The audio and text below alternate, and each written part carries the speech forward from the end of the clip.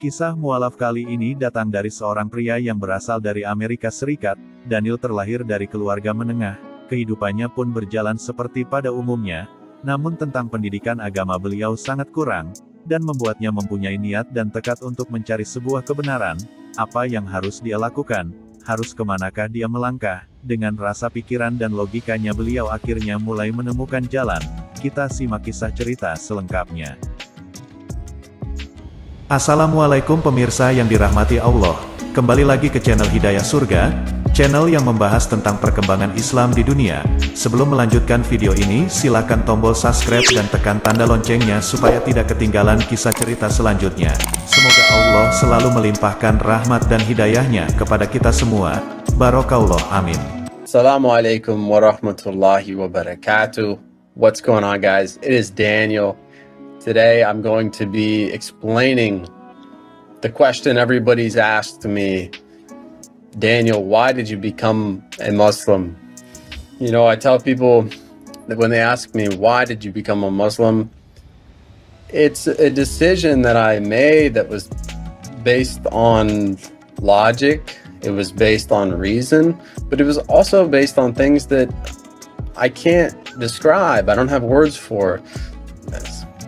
Something like intuition and something along the lines of just life experience, just analyzing my life.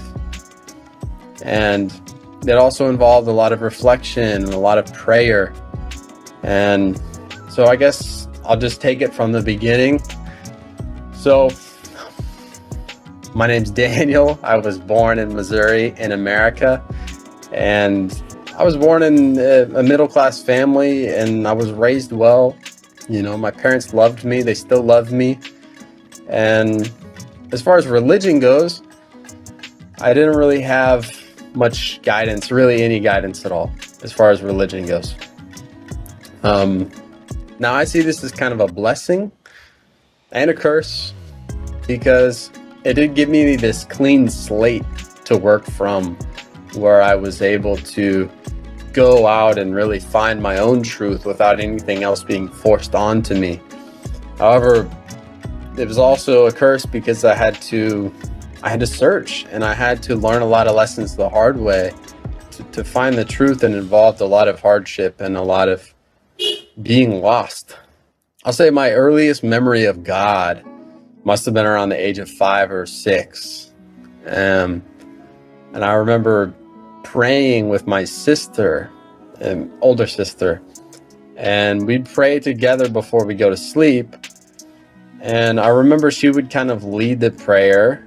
I don't know where she learned this from, but I remember praying together with her, praying to God and asking God that our family is going to be okay, our family's safe, and everything going to be good. And I remember it felt good to do that. It felt good. There was something honest about it. There was something true about it, and comforting. And you know, as I grew up, most of the people I went to school with were Christian, some form of Christian. A lot of them were Protestant Christians, some Catholics, you know, here and there.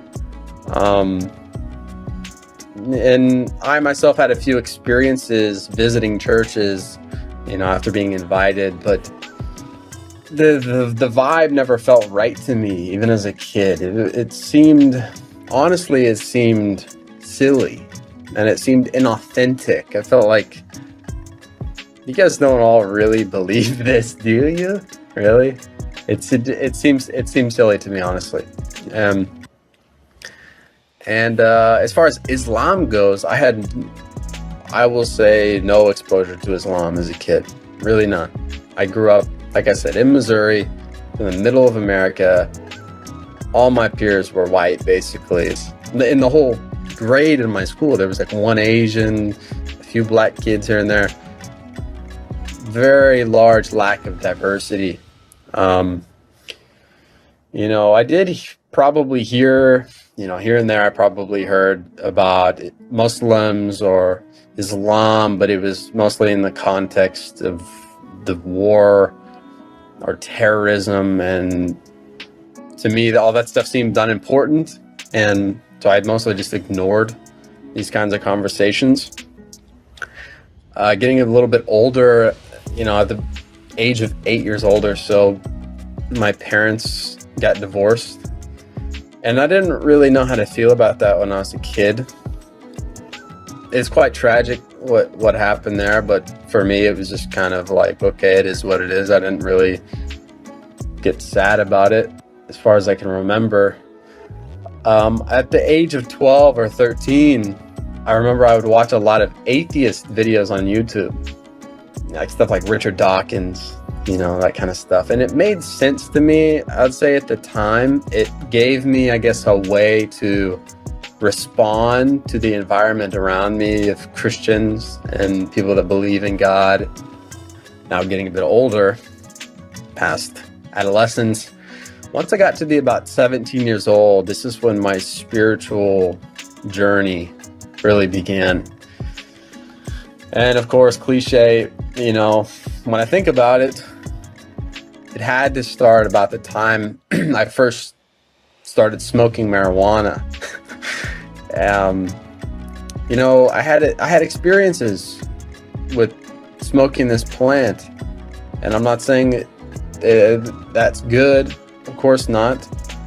I remember just kind of being guided to do yoga and this kind of stuff, and that led to learning about Buddhism.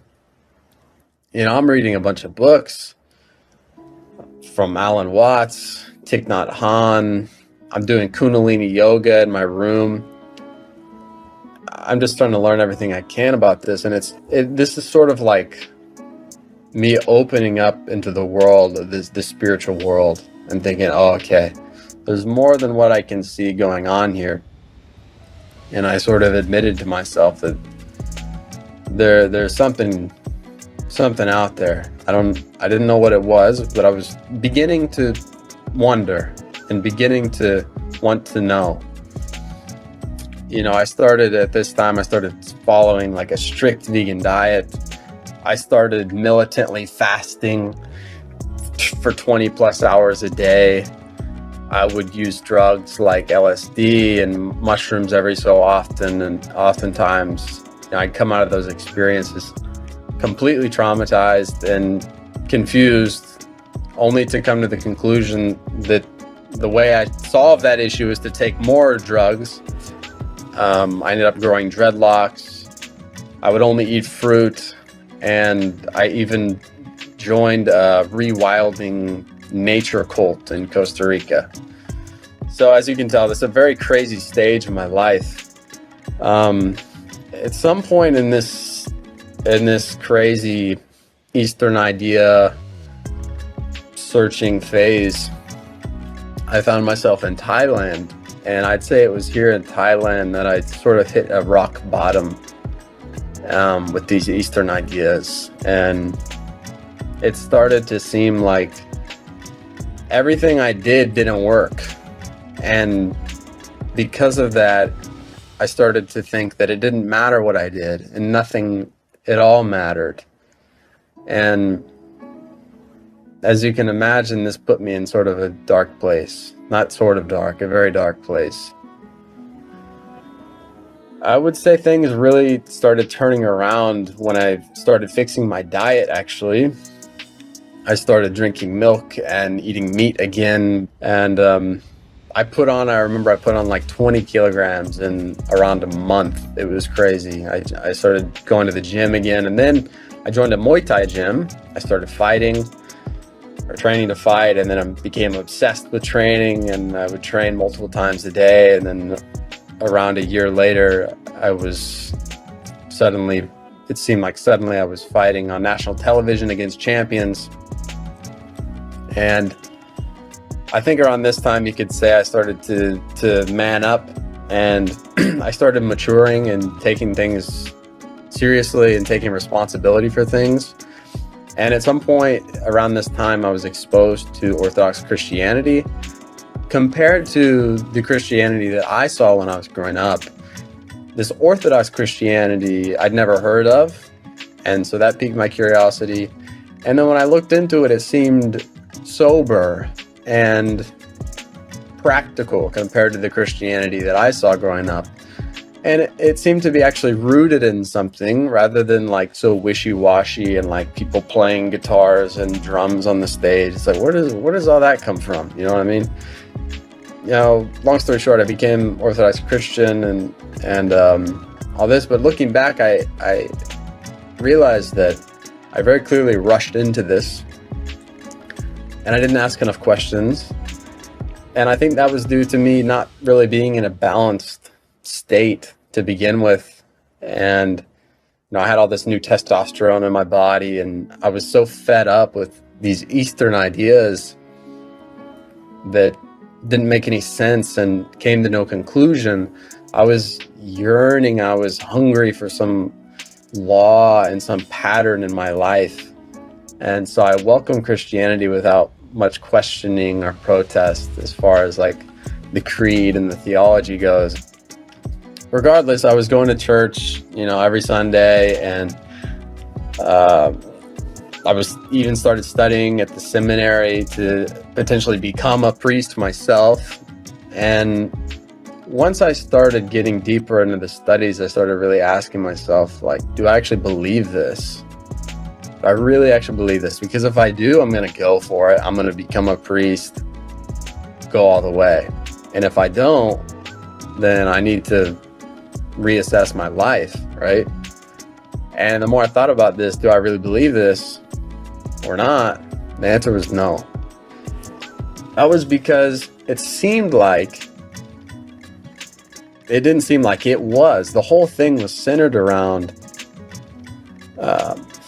what they call Holy Communion. And the Holy Communion, it's when they eat the bread and the wine. And that's the whole point of the whole Sunday liturgy, which was the main point of being an Orthodox Christian, was to participate in the liturgy, and the liturgy was leading up to the communion. And what is the communion? Well, they say you're literally eating the flesh and the blood of God. And so I thought about this. Do I really believe that? Does that seem logical to me? Does that make sense to me? Does that seem true to me?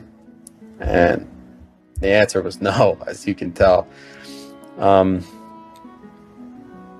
I had to reassess. I had to completely reassess my life at that point. And I realized I probably shouldn't be involving myself in that religion if I don't believe in it. So I slowly stopped going to church and kind of excommunicated myself from the church there, and thus beginning another phase of my life, another chapter of my life. But the difference is, the unique part of this part of my life is that Hidayah Surga adalah hadiah ilahi yang mengubah hati kita, mengukir kebaikan dalam tindakan kita, dan memberi kita pandangan akan keindahan yang tak terbayangkan di surganya, kebahagiaan yang abadi. Sekian, terima kasih. Wassalamualaikum warahmatullahi wabarakatuh.